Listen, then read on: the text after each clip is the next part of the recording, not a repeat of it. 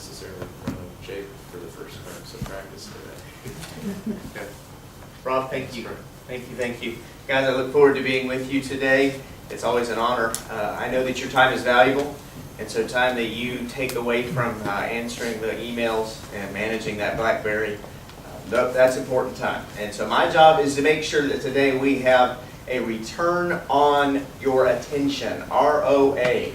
I would say in today's knowledge world, with knowledge workers, ROA may be one of the most important things to measure, one of the most important factors you need to pay attention to. So my job is to make sure that today is valuable to you. I know how most people feel about speaking, even professionals that do it a lot like yourselves. In fact, it is said that if you look at the way it is ranked out in terms of people's greatest fears, most people would prefer to be in the casket than standing behind the podium speaking the eulogy. That's the harsh reality. Death ranks 7th on the list. Speaking before groups ranks number 1, and that it continues to be the case. So one of the things we're going to do today is help you with your nerves, maybe not in such a direct way, but an indirect way. The reality is your nerves are a function of your confidence. My job is to help you be more confident and present a more confident self. The reality is that most of the time the people in your audience are not perceiving your nervousness nearly like you're experiencing it. I got some really good news for you. Research, I've got a PhD in communication. Believe it or not, you can get a doctorate in common sense. All right?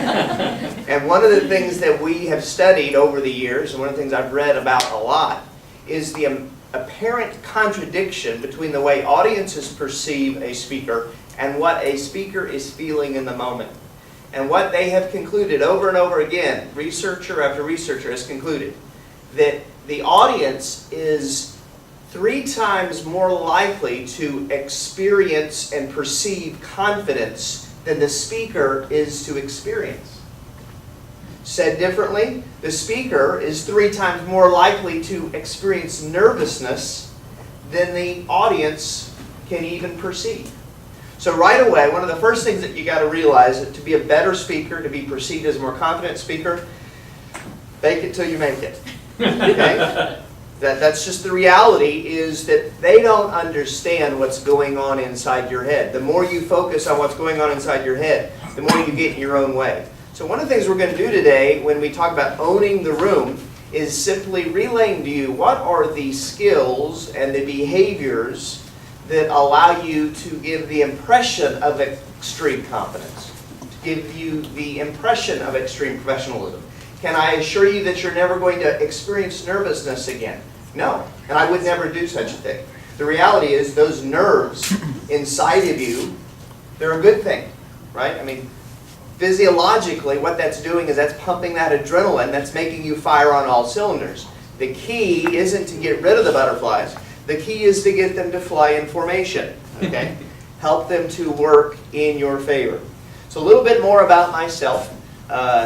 I do have a PhD in communication from the University of New Mexico, Albuquerque, New Mexico. That was my home. That's where I grew up. I have moved to Texas to go to school, where I did my undergrad and my master's, and I met a Texas girl, and she forced me to stay in Texas. Okay, so if you hear a Texas accent, that is because I've been there for most of my life now. We live in Dusty, West Texas, home of Bobby Knight and the Texas Red Raiders. Okay, so get your guns up.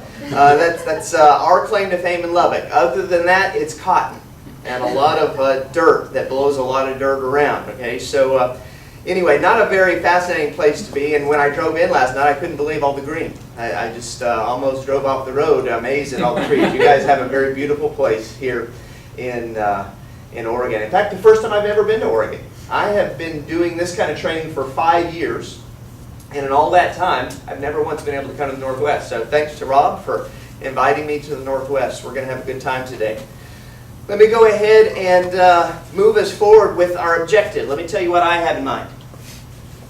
Our objectives today are as follows. 4-fold. We're going to discuss what we like to call rock-solid presentation skills. We're going to talk about moving from information to influence through interaction. So while we're going to be heavy on presentation skills and the types of skills you're going to use